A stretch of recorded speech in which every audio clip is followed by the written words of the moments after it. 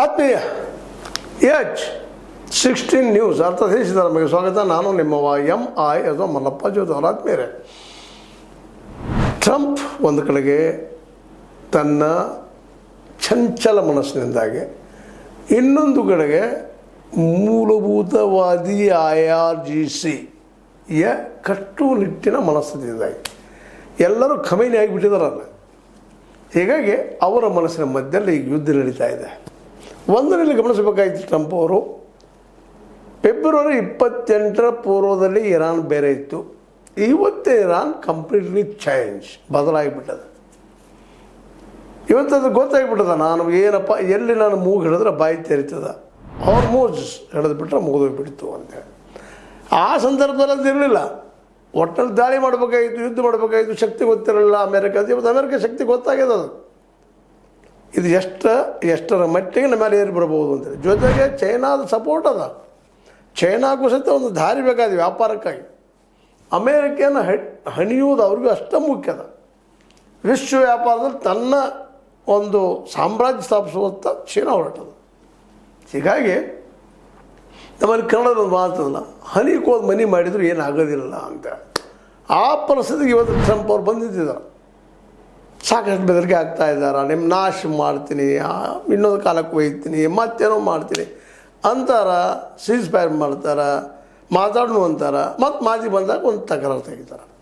ಸ್ವತಂತ್ರವಾದ ಮೀಡಿಯಾಗೆ ಬೇಕಾಗಿರುವುದು ಸ್ವತಂತ್ರ ಧ್ವನಿ. ಆ ಸ್ವತಂತ್ರ ಧ್ವನಿ ಉಳಿಸಲು ನೀವು ಮಾಡಬೇಕಾದದ್ದು ಇಷ್ಟೇ. ಅದೇನಪ್ಪಾ ಅಂತಂತಂದ್ರೆ, ನಿಮ್ಮ ಕೈಲಾದಷ್ಟು ಸಹಾಯ ಈ ಚಾನಲ್ಗೆ ಮಾಡಿ ಹಾಗೂ ನಿಮ್ಮ ಧ್ವನಿಯನ್ನು ಕಾಪಾಡಿಕೊಳ್ಳಿ. ಅವ್ರಿಗೆ ಏನಾಗ್ಯದಪ್ಪ ಅಂದ್ರೆ, ಇತ್ತ ಧರಿ ಇತ್ತ ಪುಲಿ, ಈ ಕಡೆ ಕೆರೆ ಐತಿ, ಈ ಕಡೆ ಹುಲಿ ಐತಿ, ಯಾರು ತೋಪ ಗೊತ್ತಾಗ್ತಾ ಇಲ್ಲ. ಹೋಗ್ತೀಯಾ ಯುದ್ಧಕ್ಕೆ ಇದೆಯಾ? ಈಗ ನಾಶ ಆಗಿದೆ ವ್ಯಾಪಾರ. ಅಮೇರಿಕದ್ದು ವ್ಯಾಪಾರ ನಾಶ ಆಗ್ಯದ. ಕೊಲ್ಲಿ ರಾಷ್ಟ್ರಗಳು ಇದರಿಂದ ದೂರ ಸರಿದ್ಬಿಟ್ಟಿದ್ದಾರೆ. ಉಪಯೋಗ ಇಲ್ಲಪ್ಪ, ಇವ್ರಿಗೆ ಬೆನ್ನು ಹತ್ತಿದ್ರೆ ನಾವು ನಾಶ ಆಗ್ತೀವಿ.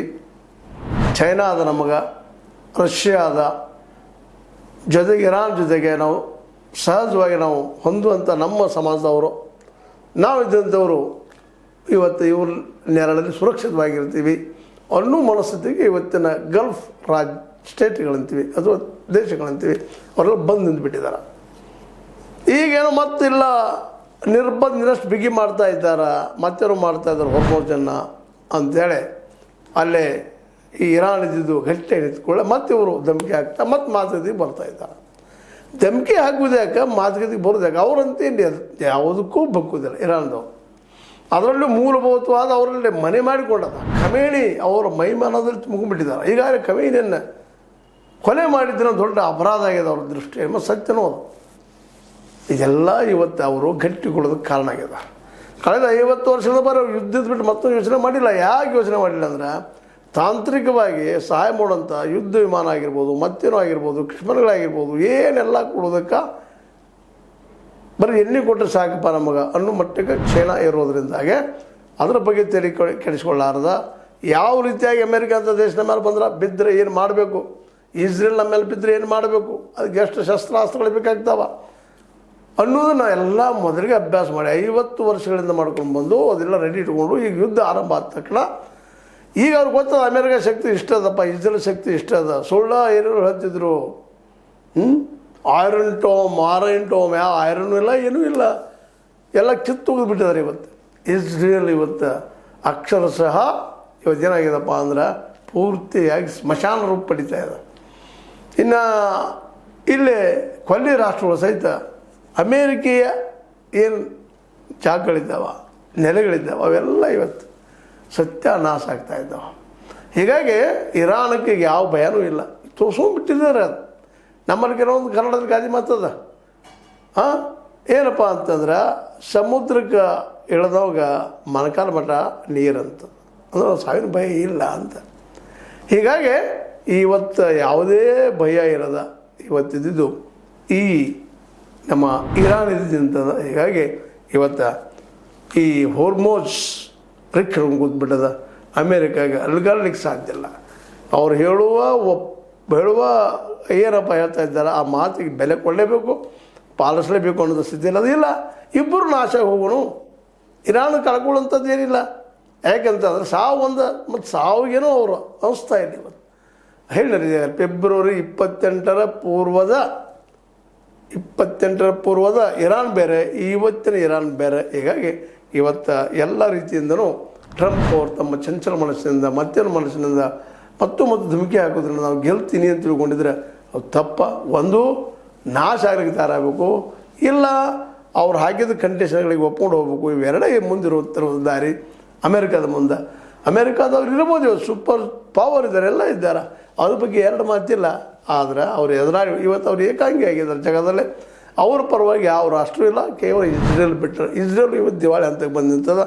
ಅವ್ರು ಎಷ್ಟು ಹೇಳಿದ್ರು ತಾವು ನಾಶ ಆಗುತ್ತದೆ, ಅಮೇರಿಕನ್ ನಾಶ ಮಾಡುವಂಥ ಮನಸ್ಥಿತಿಗೆ ಬಂದಿಟ್ಬಿಟ್ಟಿದ್ದಾರೆ. ಸ್ವತಃ ಪೋಪ್ ಕ್ರಿಶ್ಚಿಯನ್ರ ಗುರು ಅವ್ರು ಹೇಳಿದ್ರು ಸಹಿತ ಇವತ್ತು ಅದಕ್ಕೆ ಲಕ್ಷ್ಯ ಕೊಡೋದ ನಮ್ಮ ಟ್ರಂಪ್ ಇದ್ದಂಥ ಅವ್ರು ಯುದ್ಧಕ್ಕೆ ಇಳಿದನ್ನು ನೋಡಿದ್ರೆ, ಇವ್ರು ನಾಶ ಮಾಡಲಿಕ್ಕೆ ಹೊರಟಿದ್ದನ್ನು ನೋಡಿದ್ರೆ, ಈಗಾಗಲೇ ಆರ್ಥಿಕದ ಎಲ್ಲ ಹಾದಿಗಳು ಬಂದಾಗಿದ್ದಾವೆ ಟ್ರಂಪ್ ಅವ್ರಿಗೆ. ಇನ್ನಷ್ಟು ಯುದ್ಧಕ್ಕೆ ಇಳಿದ್ರೆ ಇನ್ನೂ ಹೆಚ್ಚಿನ ತೊಂದರೆಯನ್ನು, ಹೆಚ್ಚಿನ ಒಂದು ಪೆಟ್ಟನ್ನು ತಿನ್ನಬಹುದೇನೋ. ಯಾಕಂದರೆ ಚೈನಾದಲ್ಲಿ ಯಾವ್ಯಾವ ಶಸ್ತ್ರಾಸ್ತ್ರ ಇದ್ದಾವೆ, ಎಂಥ ಶಸ್ತ್ರಾಸ್ತ್ರ ಯಾವುದೂ ಗೊತ್ತಿಲ್ಲ. ಈಗ ಯುರೇನಿಯಂ ಸಲುವಾಗಿ ಏನೋ ಇದು ನಮಗೆ ಕೊಡಬೇಕು ಮಾಡಬೇಕು ಅಂತ ನಮ್ಮ ಅಮೇರಿಕ ಕೇಳ್ತಾ ಇದೆ. ಅದರದ್ದು ಯಾವುದು ಬಿಟ್ಟು ಕೊಡೋ ಸ್ಥಿತಿಯಲ್ಲೇ ಇರಾನ್ ಇಲ್ಲ, ಬಿಟ್ಟು ಕೊಡಿಸೋ ಸ್ಥಿತಿಯಲ್ಲೇ ಚೈನಾನೂ ಇಲ್ಲ. ಇದು ನಮ್ಮ ಸಾರ್ವಭೌಮತ್ವಕ್ಕೆ ಬರುವಂಥವ್ರು ಕೇಳೋದಿಲ್ಲಪ್ಪ ಅನ್ನೋಂಥ ಮಾತುಗಳು ಬಂದು ನಿಂತಿದ್ದಾರೆ. ಇನ್ನು ಭಾಳಷ್ಟು ಆದರೆ ಇಬ್ಬರು ನಾಶ ಆಗೋನು ಅನ್ನುವಂಥದ್ದು. ಮತ್ತು ಈವನ್ ಚೈನಾದ ಟೆಕ್ನಾಲಜಿಯಲ್ಲೇ ವಾಷಿಂಗ್ಟನ್ನ ಮತ್ತು ಇನ್ನುಳಿದಲ್ಲಿ ಅಮೇರಿಕೆಯ ಸ್ಥಾನಗಳು ಸಹಿತ ಟಾರ್ಗೆಟ್ನಲ್ಲಿದ್ದ ಅನ್ನೋದನ್ನು ಈ ಸಂದರ್ಭದಲ್ಲಿ ಮರಿಬಾರ್ದಾಗಿದೆ ಅಮೇರಿಕ. ಯಾಕಂದರೆ ಇಲ್ಲಿವರೆಗೆ ಇದು ಯುದ್ಧ ಹೊರಗಾಗ್ಯದ, ಇದು ಅಮೇರಿಕದ ಮೇಲೆ ಆಗಿಲ್ಲ. ಅಮೇರಿಕ ಇವತ್ತು ಎಷ್ಟು ಸುರಕ್ಷಿತ ಅವ್ರು ಅನ್ಬೋದು, ಏನೂ ಅನ್ಬೋದು. ಇವತ್ತು ಅದೇ ರೀತಿ ಅಂದಿದ್ದಕ್ಕಾಗಿನ ಇವತ್ತು ಇಸ್ರೇಲ್ ಪೆಟ್ಟು ತಿಂತದ. ಮತ್ತು ಅದೇ ಕಾಲಕ್ಕೆ ಇದನ್ನು ಆದಷ್ಟು ಸಾಧ್ಯಷ್ಟು ಮಟ್ಟಿಗೆ ಈ ಯುದ್ಧನ ಸಮಾಪ್ತಿ ಮಾಡಿದಷ್ಟು ಒಳ್ಳೆಯದು. ಇಲ್ಲಪ್ಪ ಅಂತಂದ್ರೆ ಈಗಾಗಲೇ ಅದರಿಂದ ಎಲ್ಲರಿಗೂ ತೊಂದರೆ, ಕೇವಲ ಅಮೇರಿಕ ಮತ್ತು ಇರಾನ್ಗೆ ಅಷ್ಟೇ ಅಲ್ಲ, ಇಡೀ ವಿಶ್ವಕ್ಕೆ ತೊಂದರೆ. ಆದರೆ ಪೂರ್ಣ ಪ್ರಮಾಣದಲ್ಲಿ ಹಾಳಾಗೋಕ್ಕಿಂತಲೂ ಸ್ವಲ್ಪ ಪ್ರಮಾಣದಲ್ಲಿ ಹಾಳಾಗ್ಯದ ಇರಾನ್ ಮತ್ತು ಈ ಒಂದು ಅಮೇರಿಕ. ಅದನ್ನು ಪೆಟ್ಟು ತಿನ್ನಲಾರ್ದ ಬಗೆಹರಿಸೋದು ಭಾಳ ಯೋಗ್ಯ. ಇಲ್ಲಪ್ಪ ಅಂತಂದ್ರೆ ಚೈನಾ ಪೂರ್ಣ ಪ್ರಮಾಣದಲ್ಲಿ ಇದರಲ್ಲಿ ಎಂಟ್ರಿ ಆಗುವಂತೆ ಗ್ಯಾರಂಟಿ. ಯಾಕಪ್ಪ ಅಂತಂದ್ರೆ ಅದಕ್ಕೆ ಮುಖ್ಯ ಬೇಕಾಗಿದ್ದು ಎಣ್ಣೆ. ಆ ಎಣ್ಣೆ ಮೇಲೆ ಕಬ್ಜಾ ಹಿಡ್ಕೋಬೇಕಾಗಿದ್ದರೆ IRGC ಅಂದ್ರೆ ಇರಾನಕ್ಕೆ ಸಪೋರ್ಟ್ ಮಾಡಲೇಬೇಕು. ಜೊತೆಗೆ ರಷ್ಯಾನೂ ಸಹಿತ ಅಮೇರಿಕ ಮೇಲೆ ವಿಶ್ವಾಸ ಇಟ್ಟಿಲ್ಲ. ಅದೇ ಕಾಲಕ್ಕೆ ಈ ನ್ಯಾಟೋ ದೇಶಗಳು ಸಹಿತ ವಿಶ್ವಾಸ ಇಟ್ಟಿಲ್ಲ. ಹೀಗಾಗಿ ನ್ಯಾಟೋ ಆಗಿರ್ಬೋದು, G7 ಇರ್ಬೋದು, G20 ಇರ್ಬೋದು, ಬ್ರಿಕ್ಸ್ ಇರ್ಬೋದು, ಎಲ್ಲನೂ ಇವತ್ತು ಅಮೇರಿಕನ್ ದೂರ ಸರಿಸಿದವ, ಸ್ಕ್ವಾಡ್ ಸಹಿತ ದೂರ ಸರಿಸದ. ಹೀಗಾಗಿ ಇವತ್ತಿರೋದು ಒಂದೇ ಆಯ್ಕೆ ನಮ್ಮ ಅಮೇರಿಕೆಯ ಅಧ್ಯಕ್ಷ ಟ್ರಂಪ್ ಅವ್ರ ಮುಂದೆ. ಒಂದು ಸ್ವತಃ ತಾನು ಮತ್ತು ಇರಾನ್ ನಾಶ ಮಾಡೋದು ಬೆನ್ನತ್ತಬೇಕು. ಇಲ್ಲಪ್ಪ ಅಂತಂದ್ರೆ ಯಾವ ರೀತಿ ಇರಾನಿಗೆ ಹೇಳ್ತಾ ಇದ್ದನೋ ಅದಕ್ಕೆ ಕೇಳಿಕೊಂಡು ಸುಮ್ಮನೆ ಅವ್ರನ್ನ ಬಿಟ್ಟು ಬಿಡೋದು ಭಾಳ ಯೋಗ್ಯ. ಯಾಕಂದರೆ ಅವ್ರ ತಲೆ ತುಂಬ ಈಗ ಏನು ತುಂಬಿದಂದ್ರೆ ಯುದ್ಧ ಮತ್ತೊಂದಿಲ್ಲ. ಮತ್ತು ಅವ್ರ ಗುರಿ ಟ್ರಂಪ್ನ ಏನು ಬೇಕಾದವ್ರು ಸೋಲಿಸೋದಷ್ಟೇ ಆಗ್ಯದ. ಇದೆಲ್ಲ ನೆನಪಿಟ್ಕೊಂಡು ಮುಂದಿನ ಹೆಜ್ಜೆ ಇಟ್ಟು ಯೋಗ್ಯ ಅನ್ನೋ ಮಾತನ್ನು ಮತ್ತು ಹೇಳ್ತಾ ಮತ್ತು ಒಂದು ಮಾತು ತಿಳ್ಕೊಬೇಕಾಗಿದೆ. ಅಮೇರಿಕ ಈ ಕಳ್ಕೊಂಡಿದ್ದನ್ನು ರಿಗೇನ್ ಮಾಡ್ಕೊಳ್ಳೋದು ಭಾಳ ಕಷ್ಟ ಅದ. ಇನ್ನು ಪೂರ್ತಿ ನಾಶ ಆದ್ರೆ ಏನಾಗ್ಬೋದು, ಜಗತ್ತು ನಾಶ ಆದ್ರೆ ಏನಾಗ್ಬೋದು.